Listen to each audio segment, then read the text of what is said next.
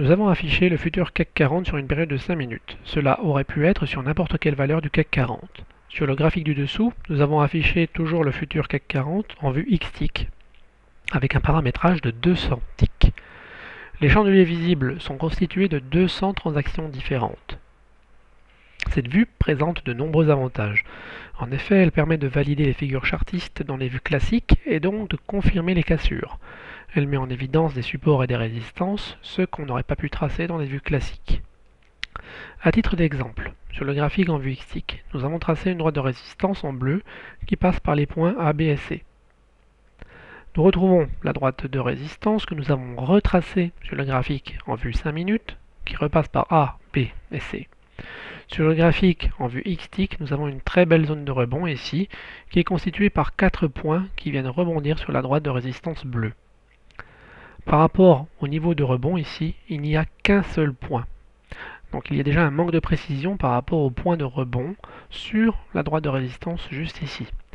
Nous avons également tracé une droite de support qui passe par les points D et E, et nous avons retracé cette droite sur la vue 5 minutes qui passe par D et E juste ici.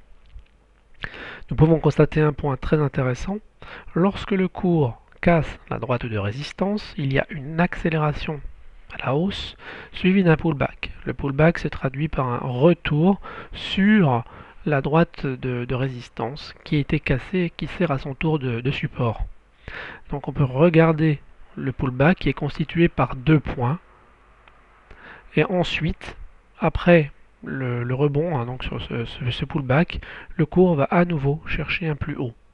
Sur le graphique du dessus, en 5 minutes, on peut constater que le pullback n'a pas été respecté, bien au contraire, il y a eu une cassure du support, et cette cassure aurait pu permettre à un utilisateur, par exemple, de vendre le titre. C'était une fausse cassure, puisque le cours est venu réintégrer les niveaux au-dessus du support pour repartir et chercher un nouveau plus haut.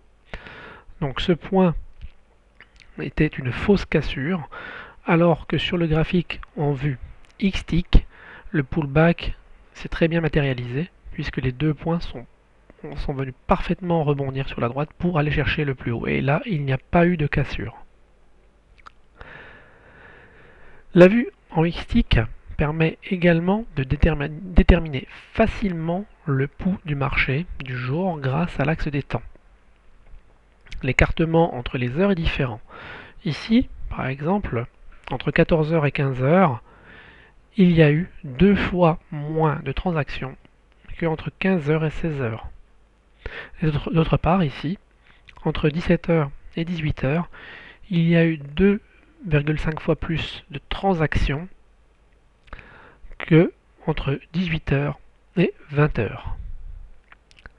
Par rapport au volume maintenant, chaque barre de volume représente le cumul des volumes des 200 transactions du chandelier qui lui correspond. Si cette barre est plus élevée que la moyenne des barres et que le chandelier qui lui correspond ne s'inscrit pas dans la tendance des chandeliers précédents, cela indique que des acteurs déplaçant des sommes d'argent plus importantes se positionnent sur le marché et qu'un changement de tendance peut être anticipé.